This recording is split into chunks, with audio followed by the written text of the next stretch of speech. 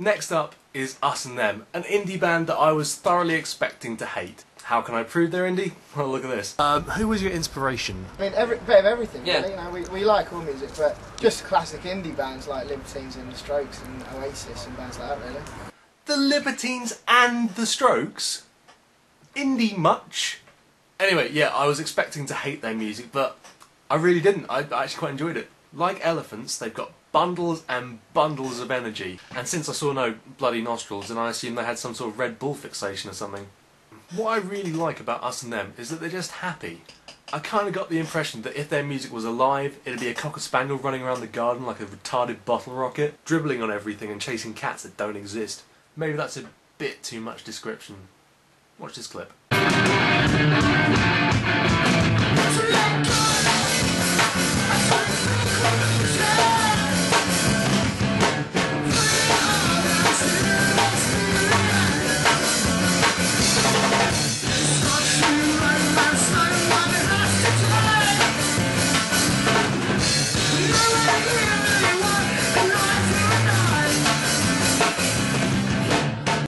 So, if you like happy indie music, then this should be your thing.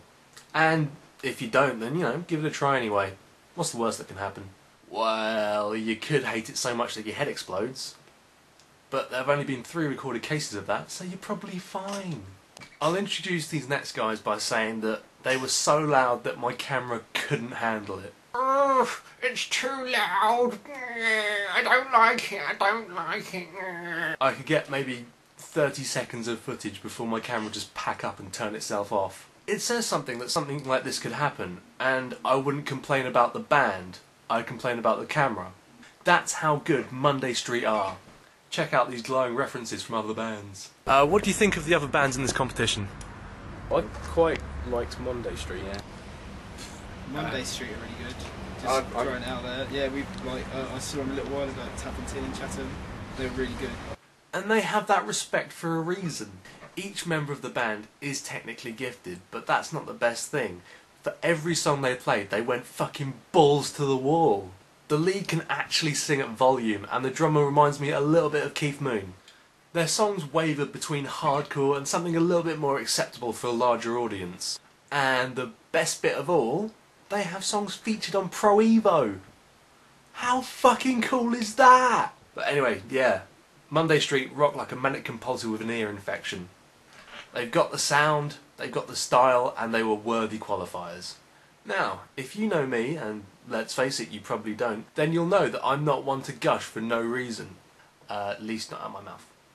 What I said before about all the other bands, that wasn't gushing. That was trying to be critical, but failing. But before I start, let me show you a clip of Waterhorse. For the motherfucking mouse, where the words won't fit in my lips.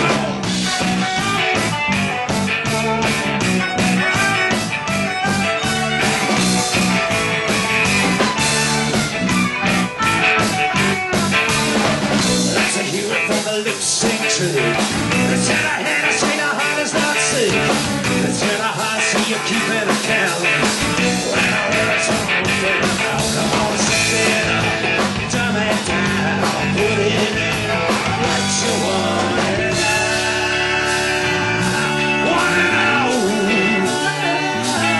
Don't let it lie where you find it. Don't let it lie where words don't fit out.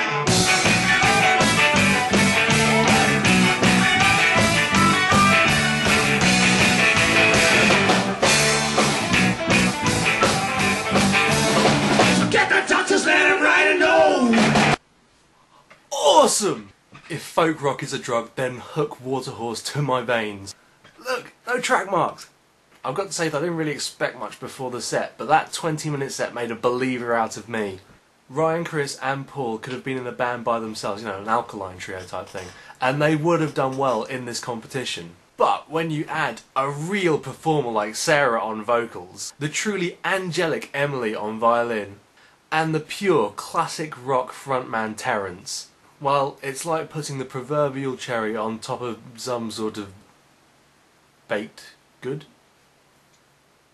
They truly deserve to go through from this heat because, for me, they were by far the most entertaining group on show. Cake, that's it, yeah. Cherry on the cake. Yeah. Cake. Yeah. So, for me, even though there were no winners and just qualifiers, I'd say that Waterhorse were the most impressive in what was a very good battle of the bands. Yeah, I'd reckon I'd go out on a limb and say they're probably my tip for the whole competition. Look out, Beatles! So, they go on with Monday Street to fight a fatal four-way against Burgundy and the Little Philistines. The final will take place at the Quarterhouse in Folkestone on the 14th of March. Oh, and if you want to know who the overall winners will be on the main stage with... I'd say Supergrass are my favourite band that I've seen play at Sellinge Music Festival. Damn your elegant wordplay, tell me who's headlining Sellinge Music Festival. Supergrass, Supergrass, Supergrass. Fine, don't tell me. No! I'm not your